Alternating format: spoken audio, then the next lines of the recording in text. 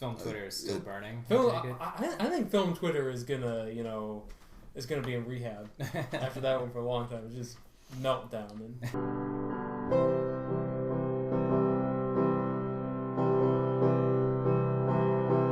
Hello, everybody. Welcome back to the T.H.O. Movie Reviews podcast, the show where we bring you passionate, honest, and insightful film criticism.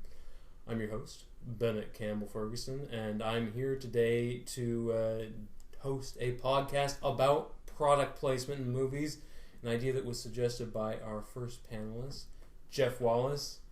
Geoff, you recently went on an interesting cinematic odyssey to Washington. I wonder if you could briefly tell our listeners about what you experienced. Well, so I had wanted to see B. Gann's Long Day's Journey into Night, and the first time I drove up to the theater, the Olympia Film Society at the Capitol Theater, they didn't have the film. There had been a delivery error, and it just wasn't there. And so I drove home. That was a 200-mile round trip for not very much. And it turned out that when they did get the film, I think the distributor gave them an extra week, maybe for the error in delivery. So I got to go up, I went back the next week, and I went inside, and I was really pumped. I was like, yeah, heard a lot about this hour-long 3D tracking shot. When I walked through the doors and gave them my ticket, they didn't give me any 3D glasses, and I was like, all right, maybe they're just going to wait for everybody to get into the theater, and then they'll hand out the 3D glasses. Everybody got into the theater, all like 6 of us, and they didn't hand out any 3D glasses, and I was like, okay, it was kind of a long movie. Maybe they'll just hand them out at a brief intermission before the 3D segment begins. But they didn't, and there wasn't any 3D, so I didn't really see the film as intended. You know, it's funny because a couple months ago, I had missed Lee Chang-dong's film Burning when it was down here, and I did the same thing. I was going to go up to the Capitol Theater and check it out, but since I don't drive, I took the Greyhound bus. Oh. And luckily that movie was delivered. But in retrospect, I'm like man, like what if that had happened then? Like that would have been like a terrible Greyhound bus ride. I'm so glad you got to see the film though, because I recommend it to all our listeners. If you haven't seen it, even just watch it on DVD. It won't be the same, but it's a really beautiful film. What? This is Andre Breton? Who is this? And my name's Jim Newman, by the way. Yeah. This is a voice. The voice from the ether. Yeah. What's the film? I don't know. It's Long Day's Journey into Night, which doesn't have Neil's play. It doesn't have anything to do with O'Neill's play. Really? Same title, yeah, totally different. title. I was wondering how could you get an hour tracking shot into that play? I don't know. That would be not possible. No. Anyway. Yeah. I mean, you can describe it, Ben, if you want. Yeah, it's hard to describe, but it's a great movie about a guy searching for his lost love, and then he falls asleep in a movie theater and enters a sort of dreamland that's filmed in one 59-minute 3D tracking shot. And we're not talking Birdman here. There's no secret little edits. The camera really ran for 59 minutes, and it's really beautiful. I could talk about it all day, but I have to introduce our next guest, who you've sort of already introduced. Well, I introduced myself. Yeah. But it's Jim Newman. Jim, last time you were on this podcast, we were talking about the Oscars. Yes. The Oscars have since happened. Are you still as hungover as I am from the post-Green Book, post-Bo-Rap Oscar night? Or is it ancient history at this point? I guess you could say I've moved on. Good for you. Good for you. I'm not sure that. You're doing better than film Twitter then. Oh, probably. Yeah. Film Twitter is still burning. I think film Twitter is gonna be in rehab after that one for a long time. It's just meltdown. Well, I participate in that a bit myself. I'm unclear even on what that is, so you're gonna really have to bring me up to speed. What's film Twitter? Is that an actual Twitter side, or are you just saying generally? People? Well, it's funny. I just learned the term a couple months ago, and my understanding is that it's sort of the general phrase to describe the community of sort of cinephiles who on feel Twitter. that they should tweet. Yeah, but the thing that's I think is worth noting is that it's rarely spoken in a positive way. like the words film Twitter, like it kind of denotes like, irony. Yeah, people like, kind of it kind of has this air of self-indulgent whining, and that's but I kind of feel like, well, that's not film Twitter's fault. That's what Twitter is. Yeah. Well, self-indulgent it's baked into the DNA. Whining. Yes, that is a great phrase, by the way. Thank you very much. I've got to insult someone with that. An argument. You're a self-indulgent whiner. That's all. Well, let's get into some hopefully not too self-indulgent whining about our topic today. And we will. Product placement, for sure. The goal for today is to address sort of what product placement is, and if product placement is this necessary evil we have to put up with, or if it's to put it in a self-indulgent, whiny way, a stain on the soul of cinema. So first, I wanted to read this definition of product placement. It is from Film History and Introduction by David Borwell and Kristen Thompson. Read this back in film school. Lugged this doorstop around quite a bit. So happy that it's finally coming in handy in a way aside from studying for quizzes. So here's what they say about product placement. One possible... they're talking about a lot of other things, so sorry I'm starting in the middle. It sounds a bit weird, but they say one possibility was product placement, with the manufacturer supplying funds or items for the film.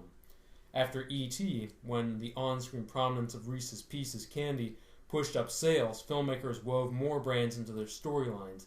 Back to the Future included dialogue about Pepsi-Cola. Product placement became so blatant that films could mock the practice. Another possibility was brand partnership. Advertisements paid by the manufacturer could promote the movie, as when the James Bond film Tomorrow Never Dies was featured in ads from Smirnoff, Heineken, and Ericsson. For Shrek 2, Baskin-Robbins featured Shrek's Hot Sludge Sundays, and filled stores with large cardboard cutouts of the characters. Yet another option was licensing a company to make products based on a film.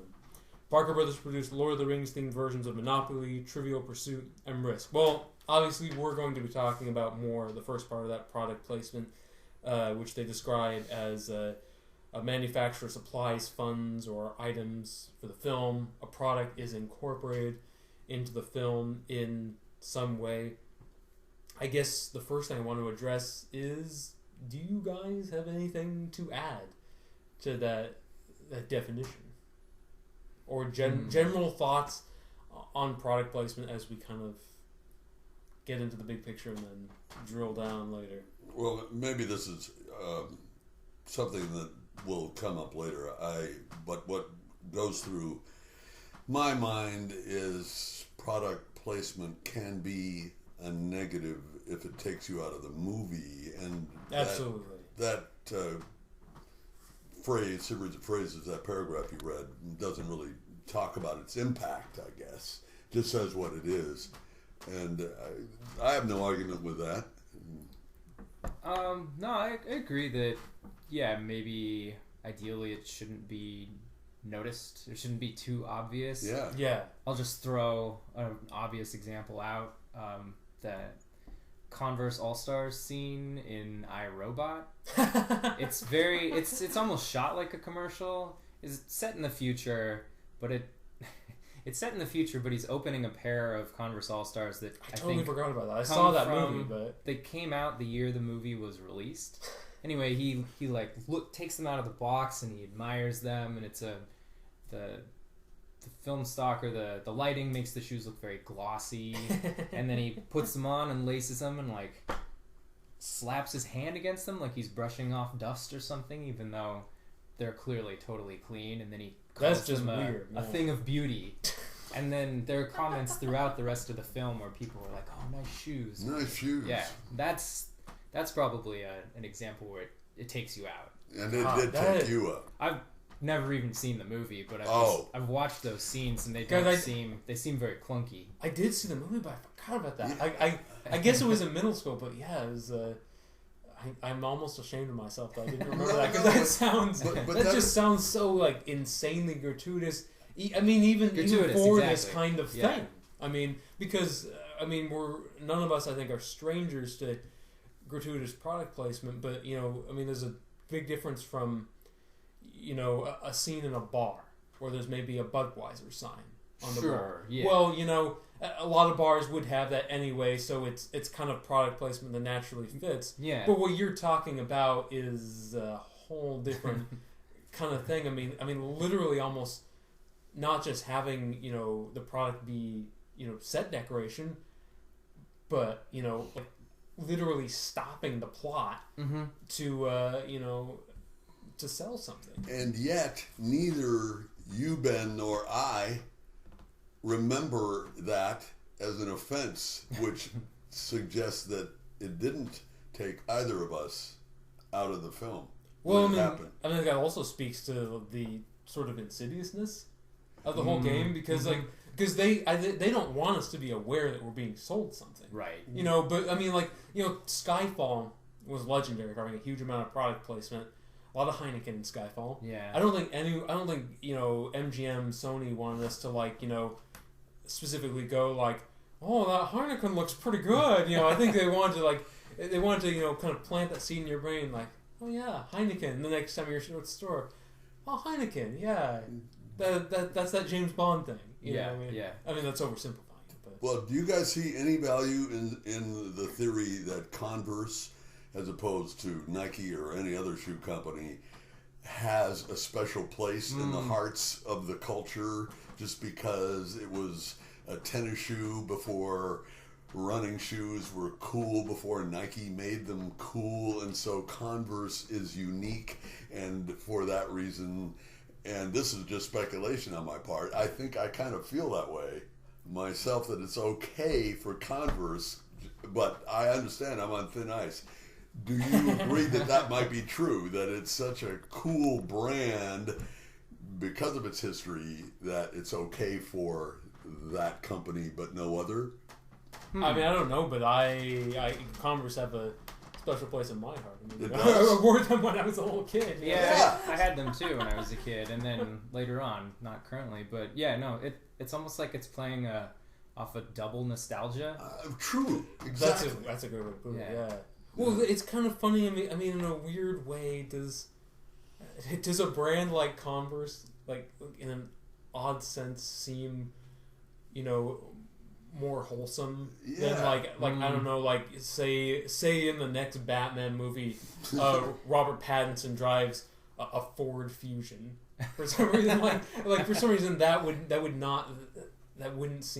fit the character. It wouldn't fit the character, right? Yeah. And it would feel sleazy. Where I don't know, Converse maybe because in one of the Christopher Nolan movies, he drives the Lamborghini Murcielago, which is Spanish for bat. I didn't know that. I didn't know that. That's either. Great. That's awesome. That sort of pun aside, that car fits the character. Well, he has a lot of money. He would buy a Lamborghini. Yeah. In iRobot, I don't know that Nike could have gotten away with that without us noticing, or Puma, or any of those. Sure. Yeah. Yeah. Brands. Yeah. But by the way, quick tangent. iRobot, of course, was directed by Alex Proyas. I just watched Dark City for the first time a little over a year ago. Did you guys ever see that? I've seen that, yeah. The red dress, right? Isn't that? I think so. Yeah. But anyway, I'm not sure if it's a great movie. It was The Matrix before The Matrix in an odd sense, except with Rufus Sewell. So I want to get into some of the main questions for today. I mean, let's just start with the worst of the worst. Maybe you can kick us off, Geoff. What is the most shameless and or distracting example of product placement that you've seen in a movie? That the Converse is probably one. See, I watched a bunch of clips of product placement because I couldn't necessarily think of bad ones from movies that I actually watched. Maybe because the movies were bad and I just forgot about them. There was an Adam Sandler movie where he and another character are eating lunch in a subway, and they're having an actual conversation at first, and then he says something to the effect of, well, I feel terrible, but maybe this delicious sandwich will improve my mood. And I was like, well, that's pretty stupid, but I suppose Subway is kind of a joke brand, or like, it's not a super serious brand, so you can make jokes about it. Did he say that with irony? Like, it wasn't really it's that kind of tasty? hard to tell. It's just that Adam Sandler funny voice that he would do, and I couldn't tell if he was just doing it to mask the line, which was trying to sell the product.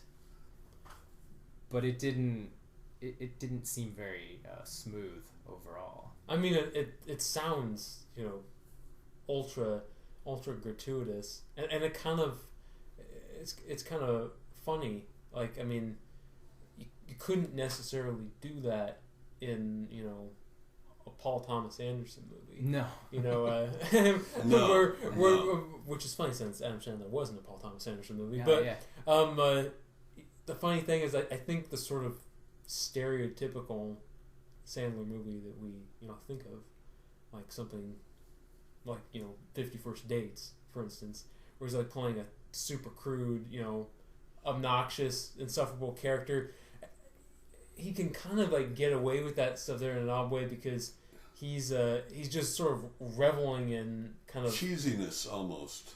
Yeah, and kind of a sort of like, I don't know, like a very like a sort of like all American vulgarity, which is like maybe why they would feel comfortable doing something like that, because it's like, well, it's Adam Sandler, it's not Daniel Day-Lewis. True. Like there's no like reputation to solely like like, oh no, people are gonna start thinking Adam Sandler's not a class act. Yeah, right. He's already insincere, so exactly. Yeah, so why not? Yeah. There is a monologue in the Tom Hanks Meg Ryan vehicle, You've Got Mail, where Tom Hanks talks about Starbucks for about a minute or so. Yep. And it's very unnecessary. Yeah, it describes Starbucks in almost like a fictionalized, joking way too. Yeah. And it doesn't serve the plot or anything. No, it's an odd scene. I mean, I think in some ways it's a very well written scene because he describes it in these sort of lofty poetic terms, but I mean it is an example of like, I mean it's odd to like write it into the plot in that specific way, and also it's funny because his character seems like a Starbucks guy through and through, but Meg Ryan is also going to Starbucks in that montage, and her character seems like the kind of character to me who'd be like, no, I'm going to go to some like independent of the beaten track coffee shop. So it's like, it's kind of, I don't know. He's hyper corporate, right? Yes, yeah. I mean, his family. He's part of a family corporation that's multi-billion or something. Yeah, he's like a Barnes and Noble czar. Yeah, or something. Yeah. So you could argue maybe that it evoked character because he's embracing the corporate brand name in some way, or not? It certainly evokes character for him. I hadn't really thought about it that way, but that does make sense. Yeah. And it's like, I mean, that's one of those things. I mean, that's one of the most interesting examples of product placement because, like, it was done with thought, and it was carefully crafted, and it's like. And you like the way it was written. I think, I did. Yeah, it's like, even though I'm unsure about it, I think it's beautifully written. I mean, I always like Nora Ephron's writing, but I mean, but we're getting into like the gray area, and I feel like that's why discussions about product placement are interesting because, I think the instinct is to say, like, either, you know, oh, it's this bad thing for art, or oh, it's something we have to live with. Mm-hmm. But it's not really either. I mean, I think it's a bit of both, and it's something that is so wrapped up in, you know, movies that in some cases I think it's even hard to, like, identify or make sense of its implications. But Jim, I want to hear from you. What is an example that you find to be especially gratuitous, shameless, what have you? Well, there's one movie where I kind of want reparations or an apology from the producer, and I looked the movie up because I couldn't really remember the name of it. I did see it on television, and it's called The King of California with Michael Douglas. Did you happen to see that movie? I didn't see it. I heard about it with Rachel Wood. Yes. Oh, it was the director was Mike Cahill, I think. It was the first film of the director. I don't remember the name of the director. The plot is Michael Douglas is a schizophrenic. He's just been released from the hospital to the care of his daughter, who he barely knows. But he has this idea that there is gold buried underneath a Costco. Oh. And so all they have to do is break through the floor of the Costco and get these Spanish doubloons, which he knows about because of a treasure map that he acquired somehow. But the film is just beyond belief. I mean, I was frozen in place with disgust at the just blatant use of every brand name you could ever think of, including, and I wrote down, there was Pizza Hut, there was Applebee's, Chuck E. Cheese, Coca-Cola. It's true that this movie takes place in Franchise Row in some California suburb, so it would make sense that that kind of brand name would be there. But the way the movie is shot, and I think this is kind of key, when the filmmaker decides to put the brand full screen, there's one shot where the company Petco fills the screen, and Mike Douglas just happens to walk through the screen and out of frame while the movie camera watches the big Petco sign, okay? And I mean, all of this made my skin crawl. It made me cringe to see this. And then, just to add insult to injury, there's a line in the movie where Michael Douglas says of Costco when they're in there, and part of the issue is they have to break through the floor, and somehow Costco has the equipment to allow them to do that. Yes. So Michael, the moral of the story: Costco has everything. Well, shop at Costco, goddammit. You know, the irony of you just saying that. The quote that I wrote down from Michael Douglas is, "This store is great. It has everything." Oh, no. That actually says it right there. It is a huge commercial for every suburban brand that you see in the wastelands outside any major city. And I hated that movie. I did watch it, I guess, for no good reason other than I had nothing else to do with my time. The director Mike Cahill, he made another movie after that called Another Earth, which was yeah, that's the twin Earth shows up. Yeah. And I had some issues with it, but in general, I actually liked that movie quite a bit, and it gave me a sense of him as a very kind of, as a filmmaker who takes himself seriously, who sees film as a high art. So it's kind of interesting. I mean, I think we think product placement, we tend to think of, James Bond, superheroes. Right, yeah. It's kind of funny to think about, like it creeping into, something kind of arty. Well, as well. I mean, you don't necessarily escape it just because you're, lower down on the Hollywood food chain. I mean, that may be how he got that movie made. I think you are right, and in fairness to King of California, I read a lot of reviews of it because I knew I was going to personally trash it. And no reviewer cited product placement as a negative at all.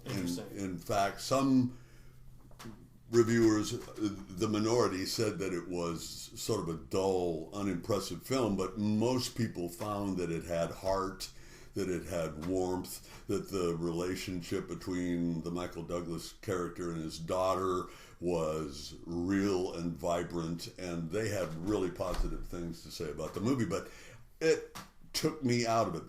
Those signs for Applebee's and every other place took me out of the movie, and I was done, even though I kept watching. So that's just me, though. Well, I got a couple examples in one movie of product placement I want to talk about. I can't remember if I've yacked at you guys about this, but one of my surprise favorite films of last year was Love, Simon. I went to review it thinking that I thought this is going to be some superficial teen romantic comedy, and by the end I was weeping. It's I think incredibly beautiful, powerful, entertaining, moving film with a great cast, great lead performance by Nick Robinson as this young guy who's in the closet and has this romance over the internet. Everybody in the movie was great. Absolutely, yeah. Even Josh Duhamel, by the way, as the father. That scene where he says he loves his kid. Oh, God, yeah. Man, he nailed it. Absolutely. So, I mean, I love that movie so much. I'm always loath to pick on it, but it has a real product placement problem where I think, the movie is it was directed by Greg Berlanti, who I think is a very good director, but his background is primarily in television, and so the movie is shot a bit like a TV show, like very brightly lit, very glossy. It doesn't have that kind of roughness or texture that we usually get from filmmakers who really understand the craft, and I think kind of what plays a part of that, adding to that sort of slickness, is the surfeit of product placement. It starts from the very first scene, which is the main character Simon being given a Subaru as a present from his parents. Literally the beginning is about a product, and then anytime they go ultra specific. So when he bonds with a classmate over love of a certain cookie. Well, it can't just be any cookie. It can't be like, oh, hey, we both like ginger molasses cookies. No, it has to be not only Oreos, but Halloween Oreos. And I think that might have been in the book as well. So, but even so, I find it distracting. When he gets his sister a Christmas present, no, it can't be a speaker. It's got to be a Bluetooth, Sure. And it's kind of like constantly name checking all these things. And for me, it doesn't interfere with my enjoyment of the film. It's a great film. That doesn't, ruin the emotional impact, because nothing can take away from, a great script, great actors. At the same time, it's a little disturbing to see, this movie, kind of, in a sense, selling capitalism with very little awareness of what it's doing. And then on top of that, having, Simon be a kind of upper class kid who lives in a fancy house, and there's really no, kind of sense that, of his privilege. That doesn't really come up. It's just sort of presented, and it's there. And he says in his voiceover, I'm just like you. It's like, well, you're not like a lot of us. Right. I didn't, have my own car in high school. You know, I mean, it's like I didn't live in a house that big, so it's kind of interesting. And again, like, I mean, it's tough because I mean, like I think it's easy to a certain extent when this shows up in really bad movies. Mm-hmm. Mm-hmm. But I think it's a part of movies that all of us love in some way. And I think this was an example where, part of the problem was repetition. Normally I might not have given a second thought to like, a scene, they both like Oreos, whatever, I like Oreos too. They're good, But when it's like Oreos, Subaru, Bluetooth, that's when it becomes a distraction. And I think that's when we get to like what you're talking about, Jeff, when that gratuitousness comes into play and it's not being written into the plot in like a kind of way that feels natural, because products come up in all of our lives. We all have conversations about products, but none of us, I think, would specifically make a point of if we got thrown against a wall, have that wall have a Marlboro advertisement on it, as was the case in one of the Christopher Reeve Superman films. Or it was a truck. It was a Marlboro truck. Made it even worse because there were no cigarette delivery trucks. That just makes it 10,000 times worse. Yeah. I mean, so they literally created almost. Well, for the product. In that same fight in Superman 2, the bad guy gets thrown into a Coca-Cola sign, which takes forever to fail. It just keeps flashing Coca-Cola as it's exploding, with fireworks. It's amazing. So I haven't seen Love, Simon. Yeah. Do they, when they bring up the products, do they then talk about the product a little bit? Is there discussion of it? Because that starts to get into almost like advertising copy, right? Well, the only more natural. I'd say you could definitely mount that defense for the Subaru and the Bluetooth. The Oreos are a little tricky because they talk about them in one scene, they email about them in another scene, so it's kind of like that's if we're talking about like isolated examples, that's the one I would say like really truly pushes it, Well, although in that intricate plot for that movie, the main character is a closeted gay man, and he has made contact with an unknown party through email who is also gay, and the mystery is, who is this other person? He would very much like to meet him. But the other fellow says, no, I'm too afraid. Well, if they need to bond about stuff, then something playful like cookies seems benign.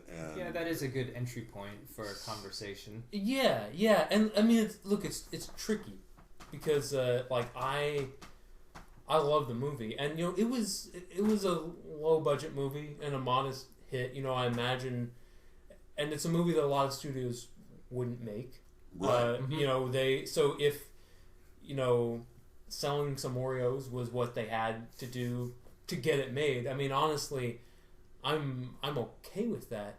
But where I become a little uneasy is where, like, it plays in sort of the larger narrative when you have this accumulation of all these products, and it's almost... I mean, it's a movie about finding yourself, finding happiness, and when you have all these things strung together,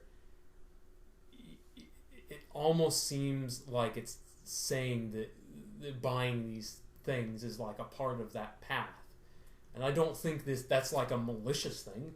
I don't think they're plotting that, but I mean, I think that's and again, like it may have been what they had to do to get the movie made, but that's why we're talking about this stuff, right? Because it, just as it pays to make those kinds of deals with companies, I think it pays to be aware of what's going on too. I mean, that's I was thinking about how movies get made and how, of course, money is the essential basis on which anything is going to get produced. Yeah. And you can go through a GoFundMe kind of process where you open up to the internet and say, I need money because I've got this great movie. Well, so which is better?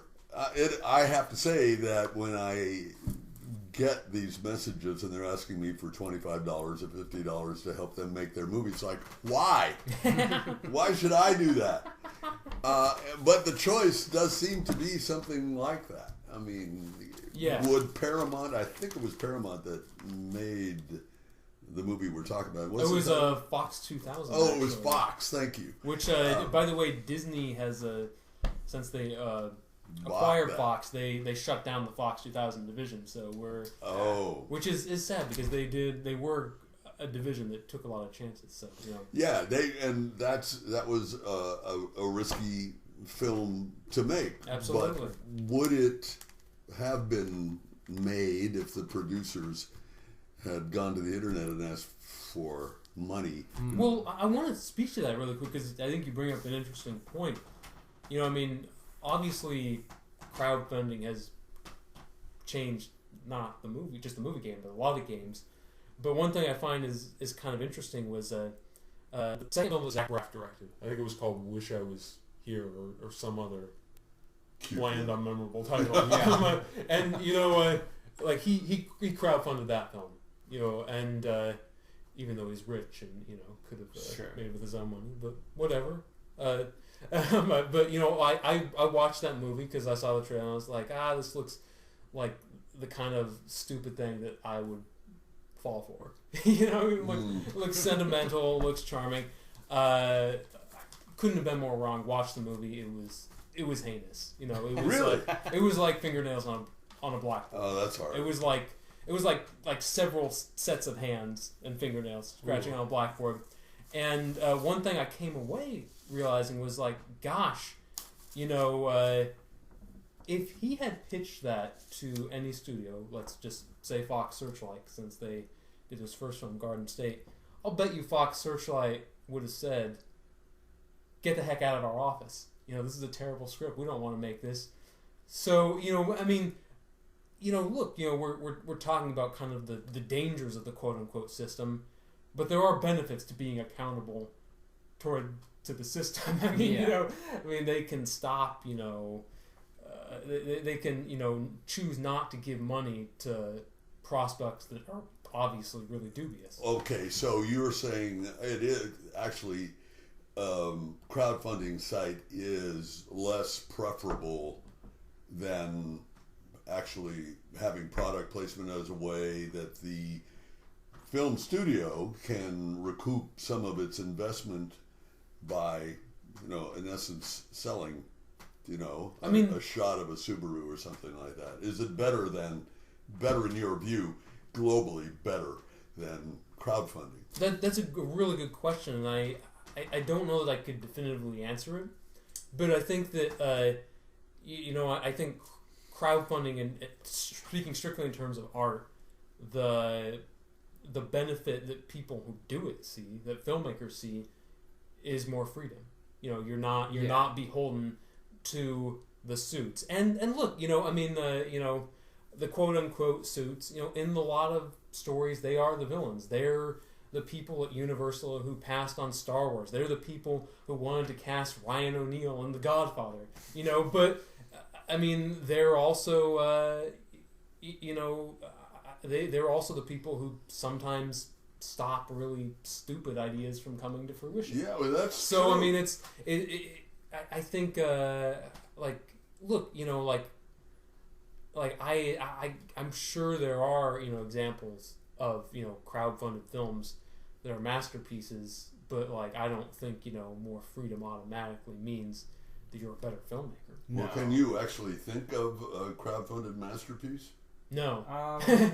Maybe. I can think of two examples. Cool. That aren't necessarily masterpieces, but that were really good films. Funded. Tony Kaye, who directed American History X. Oh yes. Spent $6 million of his own money to make a documentary about abortion, I think. Wow. And I haven't seen it, but I know that it was very highly well received. Yeah. And then more on a bigger name, was it The Visit by M. Night Shyamalan? Oh, yeah. I think I think it was either that movie or Glass, where he put up his own money and I think his house to the studio. If the film wasn't a success, then they would take it. But yeah, both those movies were successes, whichever one it was that he funded himself. By the way, we should give Shyamalan some credit for all his follies. I mean, that's how you make a comeback. You know what I mean? You put something on the line and you do it with an ultra low budget movie. Yeah. Where even if it didn't do so well, it wouldn't, the stakes weren't as high as if, he decided his comeback was going to be the last stakes are Airbender entirely 2. personal. Absolutely. Yeah. Right. And there's a lot to be said for that. That's indeed admirable, it feels like, to me. Yeah, I can't think of any just purely crowdfunded movies otherwise. It seems like that'd be kind of difficult to pull off. I think it would be, yeah. And but moving on, I want to talk about, I think one thing that we've really gotten into is the ambiguity of product placement and how yes, there are times when it's a kind of, it becomes this kind of insidious thing where there are studios trying to sell you something, but there are other times when it's an insidious thing where the studio is trying to sell you something that is also worked into the plot in a thoughtful or clever or artful way. So I'd like to hear from you guys, an example where you think product placement was well used. I think I know which one you're going to talk about, Geoff, right? Oh. Does it involve a flying car by any chance? Yes. Well, I mean, now that I look at the list I came up with, there are 2 flying cars on the list. Boom. I mean, the first one is the DeLorean in Back to the Future. Even though I don't know that it's really a product at that point. Mm-hmm. Yeah, were they still being sold? I guess that's the question. I mean, they've become a major collector's item despite being, I think, not a great car. And maybe you were thinking I was going to talk about Blade Runner. That was where I was. Sure. Real quick, I'll just say, I don't think if you swapped out a different car in Back to the Future, I don't think it would have been as interesting. It had to be something kind of strange. Sure. Or if you'd gone with what the producers originally wanted to use for the time machine, which was an old refrigerator. Oh! I don't know, Michael J. Fox cramming himself in that thing. I don't quite see it. Robert Zemeckis became concerned that kids would go finding those old fridges that would latch and you couldn't open them from the inside. That's kind of thoughtful. Yeah, it is kind of thoughtful. But no, I'll take your lead. The Peugeot is the one brand of cars that's used in Blade Runner 2049, and there's as I've read more about that, it kind of takes away from what I first thought of was like a in-world choice to build out the reality or just build out the world, I guess, because Peugeot had, I think, signed like a $30 million deal with the producers of the film to have their cars featured in the movie. Isn't there some kind of conflict too about like who gets what money in the aftermath? And I think there's a lawsuit filed, and I think that the lawsuit says that Peugeot didn't deliver on. I think they were supposed to help out with the advertising of the film, and maybe they did, maybe they didn't. But that's why it flopped. It's not because it's a beautiful, sensitive, $150 million art film. It's, it's all Peugeot's fault. To look at the more thematic components of it, and something that I brought up in the last podcast, to me, there's a scene where you see, and you could call it product placement, there's a scene where the main character's car, flying car, the spinner, crashes into a junkyard, ostensibly, whatever it might be, just a wasteland. And you get a close-up shot of the grill, which says Peugeot. Yeah. And I remember at the time in the audience, people laughed at it because they were just like, oh, Peugeot, like, you know, that's, what is that to an American audience? Sure. But as I thought about it, the police car, the car was a police car, and all police cars in the U.S. are U.S. models. So what was that saying about this reality that the characters are living in, that, you know, the police car is foreign made? Sure. And I think that kind of went along with the overarching theme of just destructive capitalism. Yeah. Some kind of world conflict laying waste to most of U.S. industries. Or if you watch some of the short films, there were other events, I think, that... Which were really good. Yeah, by the way. Really good. Then there are other cars in the movie that are also Peugeot, though. So it could just be product placement. It could be that actually, like, oh, Peugeot is the only car manufacturer left on Earth after some, you know, global conflict. It could be that Wallace Industries is like the only corporation on the planet at this point, and maybe Peugeot is the only car company that they've allowed to stick around.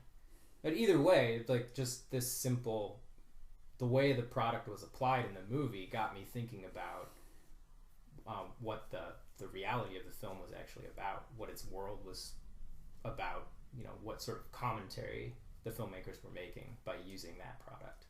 And that's, I think, why it's a good example of product placement, because, I mean, the fact that because of, you know, a car in a movie, you were able to, like, understand the world of the film more deeply.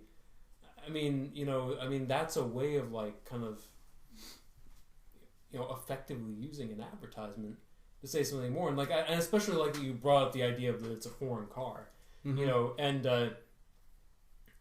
you know, definitely, I think in both the Blade Runner films, Los Angeles, you know, looks less like Los Angeles and maybe more like Shanghai or Hong Kong, right? Kind of feeding into this this thought that a lot of us have, that, you know, eventually, you know, China will eclipse us. You know, in terms of, you know, the economy, you know, in terms of just general power in the world. So having a foreign car, like, kind of plays into some of that. I mean, even though, I mean, I don't know what country is Peugeot in? It's actually pretty big in China. It is. Yeah. Okay. Well, there you go. But it's a French automaker. Oh, I think it's still substantial in Europe. It's mostly just here where it's stopped selling in the 90s, I think. That's interesting. Yeah. Although they're going to come back at some point. So they stopped selling in the U.S. Yeah. Did they pay for that placement? You don't know. That's yes, they did, but that's, I think, part of what the lawsuit that the film producers brought against them later was about. I don't remember the specifics of it. Okay. I believe the Hollywood Reporter had this incredible headline where they said something like, Alcon Entertainment sues Peugeot over a flying car profits. But by the way, since you brought up France, I just have to get in there. I love that movie. I think it's a beautiful movie, and there's a great scene for our listeners who haven't seen it where Ryan Gosling is walking through a desert, and there are all these statues of naked women. The director, Denis Villeneuve, is French-Canadian, and apparently after he came up with the idea for the naked statues, you know, someone told him, you know, only a French director would do that.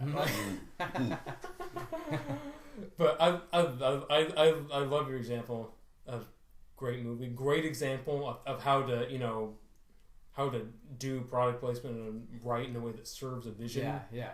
Jim, what do you have to share? What comes to my mind is Toy Story, because in itself, everything in that movie is sort of a product placement now, because it's been such a success. I think you can buy Woody and every other character. Well, it created its own product. It did. It's like it's reverse product placement. I think it just can't not be product placement in a sense, if you want to look at it that way.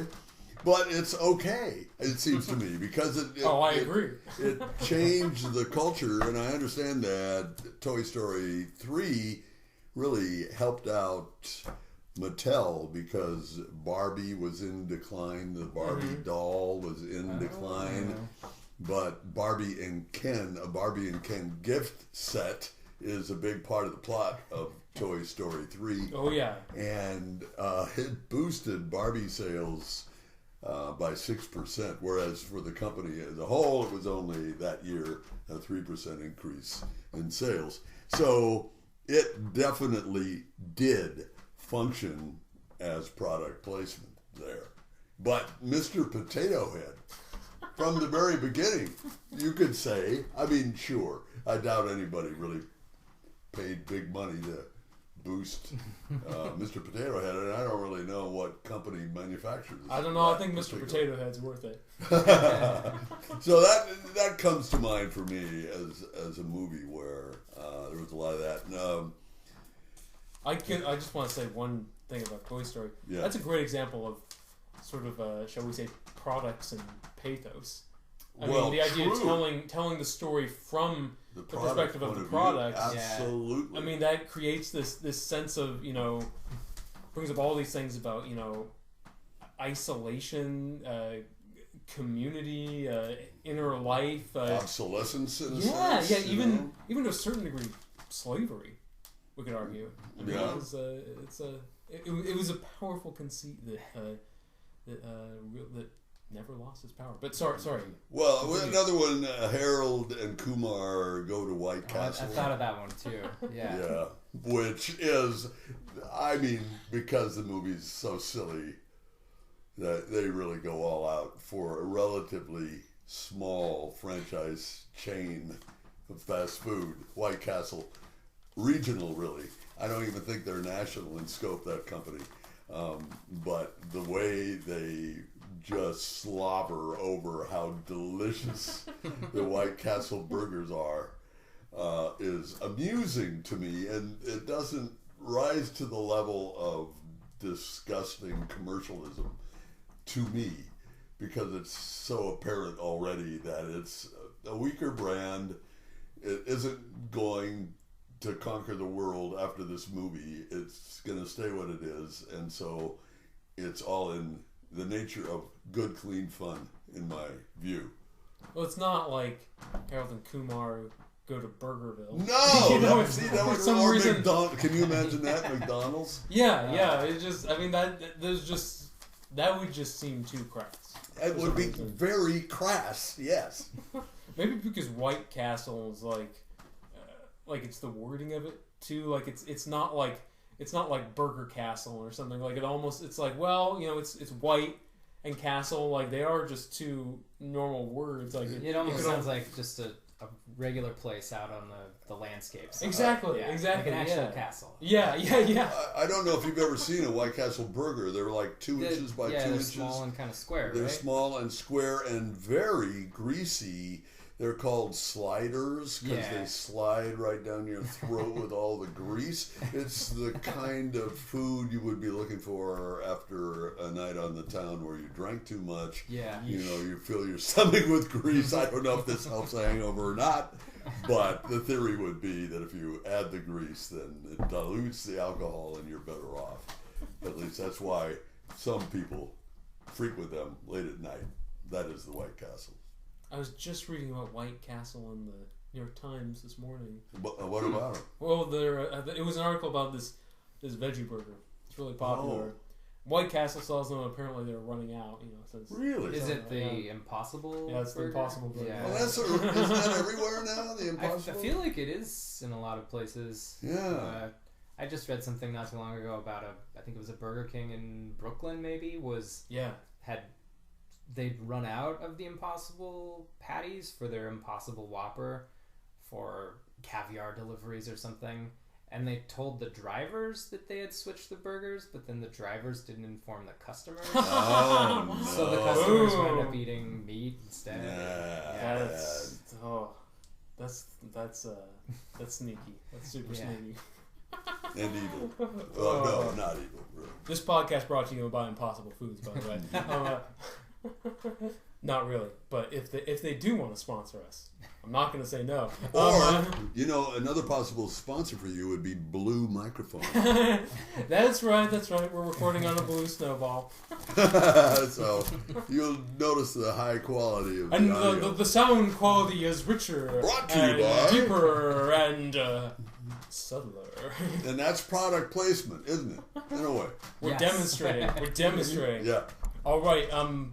My favorite example of product placement. Jeff knows all about this because it's the one I always trick out for an example of how to do it right. As anyone who has listened to even one of these knows, I'm a pretty hardcore Christopher Nolan dork, and one of my favorite films of his is, in my opinion, one of his most underrated, The Dark Knight Rises. And the climax of the film, in case for the one person out there who hasn't seen it, is a car chase with Catwoman on the bat cycle on the ground and Batman in the air, and they're up against these they call them tumblers, but I just want to call them bat tanks, for it's easier. They're up against the bat tanks, the camouflage painted bat tanks, and in one scene they all drive past Saks Fifth Avenue, which it's one of those things. At first, it's like, really? In the midst of this intense climax, like they're giving a shout out to Saks? Really? Come on, But it's one of those things. Like, the more you think about what that film is about, the more you realize that it's actually kind of crafty, because the movie is, really all about Bruce Wayne's only superpower, which is his money, being a billionaire. Yeah. And it's all about this Gotham City being kind of overthrown in this sort of phony class war led by Bane, played by Tom Hardy, who's not really interested in economic justice. He just sees it as a sort of vehicle for his own personal destructive agenda.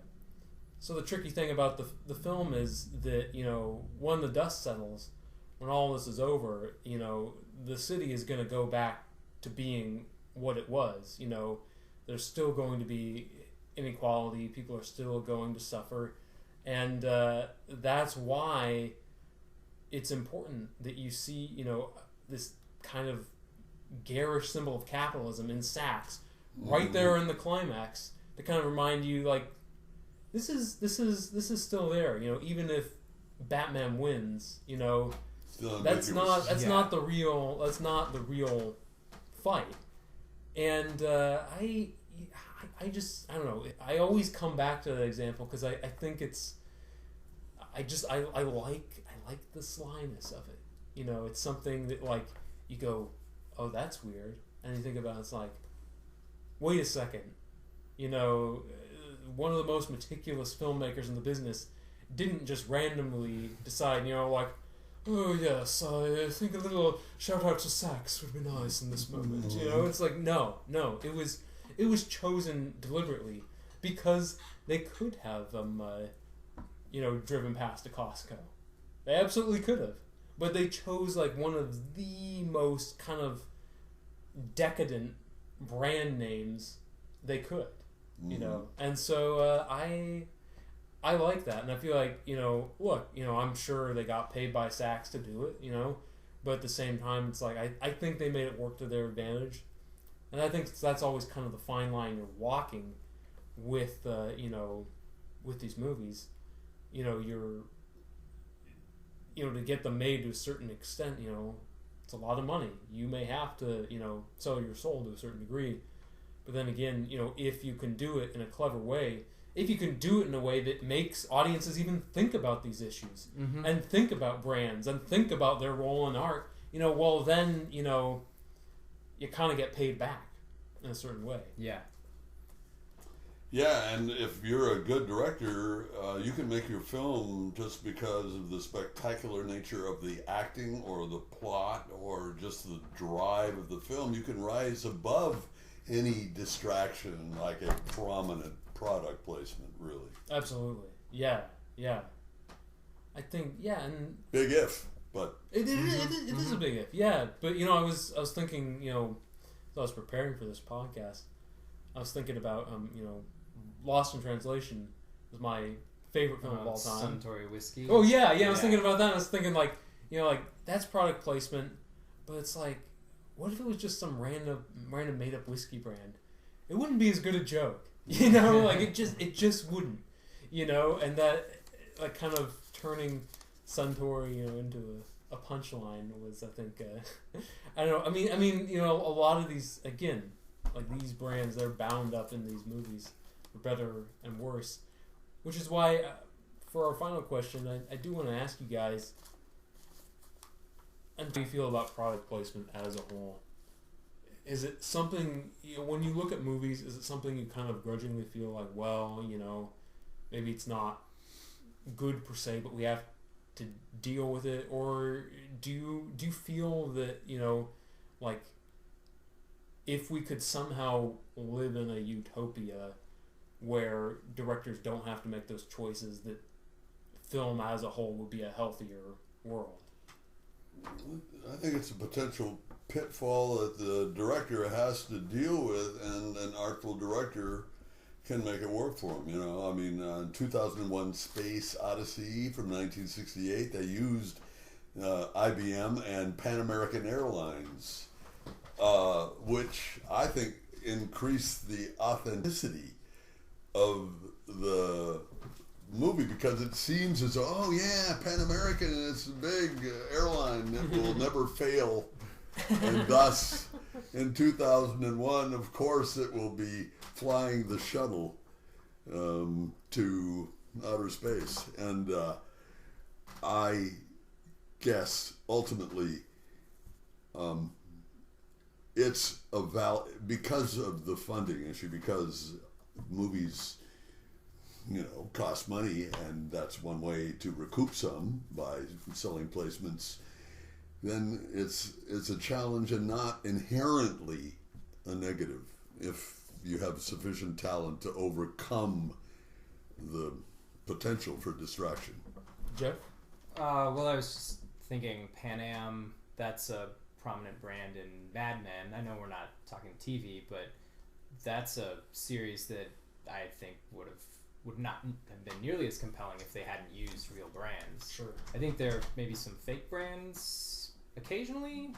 I don't remember, but I think there's a case to be made for it. I think it can be compelling sometimes, so long as it, advances the plot, or the maybe even character motivation or characterization. You could take Dirty Harry, for example. I don't think he mentions any specific brand when he refers to his Magnum 44, but sure, that's really the defining moment of that character. And any other gun probably wouldn't have said the same about him. What was the thrust of your question again exactly? Yeah, I mean, I think you addressed it really sure. well, but I mean, I just I'm really just wondering about how if you guys see product placement as a necessary evil, or something that in a perfect world would not be a factor. I have two examples that kind of speak to that. Okay. In an almost too literal way. So I just rewatched Artificial Intelligence, AI. I just saw that for the very first time a couple weeks ago. Okay. And I don't think there is any product placement in that movie at all. Yeah, I don't think I can recall. Yeah. There's a scene where characters ride in a car that I think has just been purpose built for the movie. They go to, what is that, the pleasure city Rouge City, I think. Yeah. And they're just nothing but fake made up brands there. And that's a Spielberg film. And then a couple years later, he made Minority Report. Yeah. Which features brands fairly prominently. All of those cars that they drive, the cars that they're magnetic or something, they just like the roadways roll over the buildings. And those are all Lexuses, I think. Oh wow. And at some point Tom Cruise like eats cereal and you see a brand on the box and it's animated and that's interesting to me because both those movies are dystopias and they're both directed by the same person. Yeah. And yet one of them features brands in a fairly realistic way and the other one is kind of devoid of brands. Maybe because the one that's devoid of brands, AI, is more like a fairy tale. Yeah. So it seems appropriate to have real brands in Minority Report because it's trying to be more realistic. Sure. Yeah. It would be weird to have a fairy tale with branded products in it, now that I think about it. But maybe it could be funny, too. Yeah. That's a really interesting thing to bring up, I think. I mean, there are certain worlds where brands would just be strange. I mean, like I don't know, maybe there was for all I know, there was some kind of product placement for like a certain kind of fabric in Lord of the Rings. Although I have a hard time imagining that because there's just some worlds where it would take you out of the story too much. Sure. And not only that, but there wouldn't really be an opportunity to do it anyway. It would be a giggle factor, really. Absolutely, yeah. Whereas I don't know, like all the brands that show up in Idiocracy are pretty hilarious. Sure. I wrote down some of the examples. If we just read them off. Yeah, absolutely. Yeah. So American Express shows up, but it's spelled with a U and an H, and then Express it has 3 X's. Carl's Jr. shows up, but it has a new slogan: "Fuck you, I'm eating." What? That's amazing. They go to Costco at one point, and when they walk in, there's a greeter, and he says, "Welcome to Costco. I love you." And another character says that he went to law school there. At Costco. And got a discount degree, probably. There's several other brands where they've just kind of made them more raunchy. FedEx gets 3 X's. H&R Block provides adult tax returns. The home of the gentleman's rebate. There's one scene where, is it Luke Wilson? I think so, yeah. Yeah, where he plays the protagonist and he asks, or he says something about like, man, I could really go for a Starbucks right now, which seems like just sort of a like bland, gratuitous product placement line. Sure. But then the character who's leading him, who's guiding him, is like, oh, I don't think we really have time for a hand job right now. And Luke Wilson's character is like, what? And then later on he discovers that Starbucks has become this like sex service hybrid, so you can get a latte and then like a latte with extra foam, and then like it's become a prostitute service. Is that a I'll bet their business went up after that. I read about that, and actually they I think they had approached the brands, and they didn't want anything to do with it. I think that was the case because the jokes were so like raunchy or lewd that they didn't bother to mess with them because they didn't want to engage. But they could like kind of twist the name of the brand so it's like it's not really. Fair comment, satire. Sure.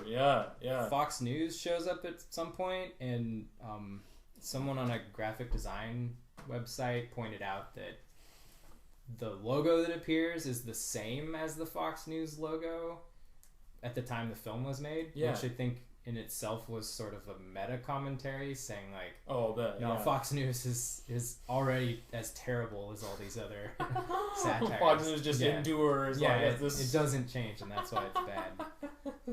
And that's a Mike Judge. Is that a Mike Judge film? Mike Judge directed. Yeah, that guy is so great, man.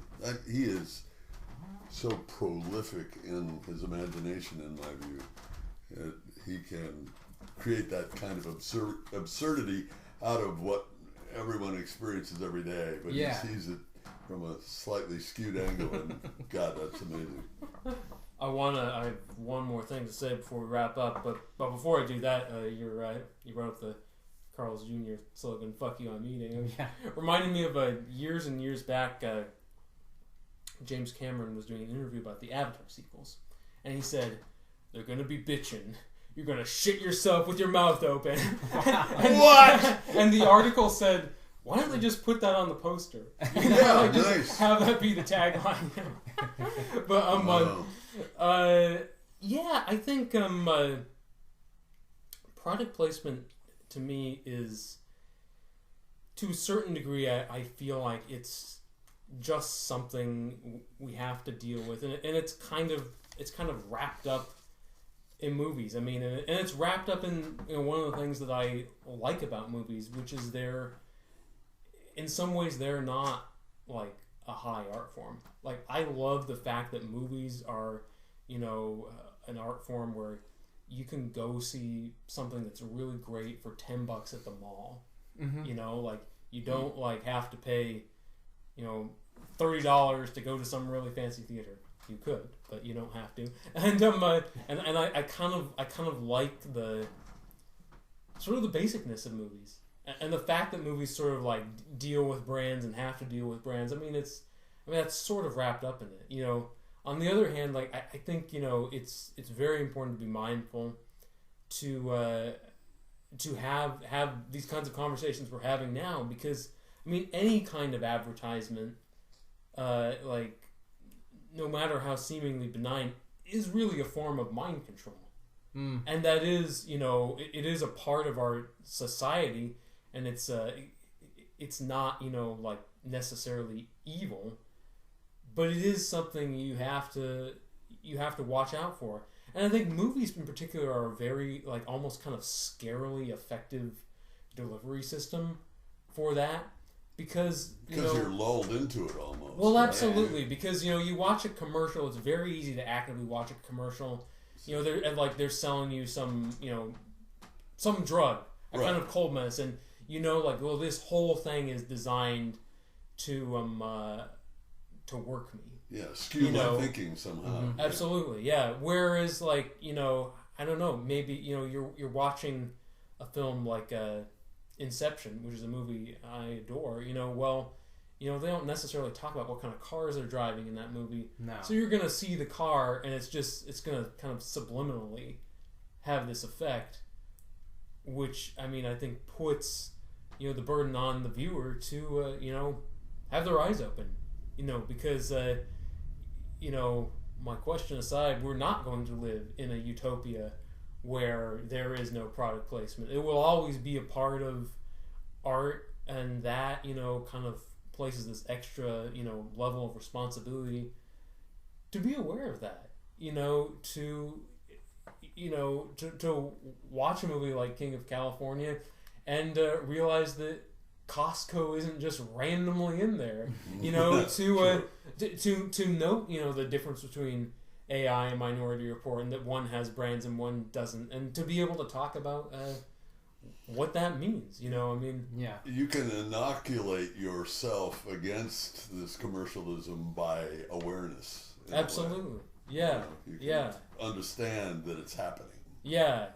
And it reminds me, I had a health teacher in high school, and she this was back when the Laurelhurst was second run, and she was like, I go see movies at the Laurelhurst because there are no commercials, like that way you can be pure. And it's like, that's not really an option for those of us nerds who want our movies and want them now. But but at the same time, there are things you can do. You can look this stuff straight in the eye and talk about it and think about it. And, you know, which I think people should do more of, you know, when looking at movies anyway, you know, because I think it makes the viewing experience richer. Any final words, you guys? I got one for cocktail party conversation. You can always mention, if the conversation starts to flag, that in 127 hours, a James Franco film about, and this is a true story, of a man hiking in a canyon in Utah who gets his leg caught and there's no possibility of rescue, so he ends up actually sawing his leg off, or not his leg, his arm. But the man who literally suffered this horrible injury used a camcorder, and that camcorder, the same one, is the product placement in the movie. It's literally that machine. So I don't know what that means. That may be some of the most twisted product placement I ever heard of. Like, hey viewers, you too can use this to saw off your arm. And you can watch later. Film. Yeah. You'll never have to forget it. All those treasured Kodak moments. All right, I think that is a morbid but oddly delightful note to end on. If you like this podcast, please click thumbs up and subscribe to our YouTube channel. Don't forget to like us on Facebook and follow us on Twitter at T.H.O Movie Reviews. And please check out all the great reviews and content we have at thomoviereviews.wordpress.com. Once again, I'm your host, Bennett Campbell Ferguson, joined by Jim Newman and Geoff Wallace. And from all of us here at T.H.O Movie Reviews, happy movie watching.